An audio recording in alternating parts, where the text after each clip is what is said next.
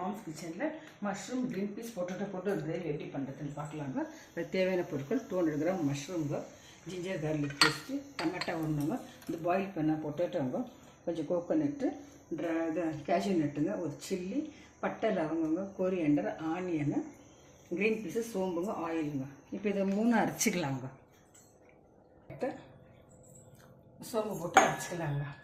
பட்டை லவங்க, ஆனியன் போட்டுட்டு green chilli போட்டு வதக்கிடலாங்க. இப்போ ஜிஞ்சர் கார்லிக் போட்டுங்க, இதே டமாட்டோ போட்டுக்கலாங்க. பாயில்டு பொட்டேட்டோ போட்டுக்கலாங்க. க்ரீன் பீஸுங்க, மஷ்ரூம் போட்டுக்கலாங்க. நான் சொல்ல மறந்துட்டாங்க, கொஞ்சம் தனியா பவுடருங்க, சில்லி பவுடர் கொஞ்சம். இப்போ கிரைண்ட் பண்ண கேஷ்யூ, தேங்காய். மஷ்ரூம் கிரேவி ரெடி ஆகிடுச்சிங்க ஃப்ரெண்ட்ஸ். ரொம்ப டேஸ்ட்டாக இருக்காங்க. இது மஷ்ரூம் கிரேவி.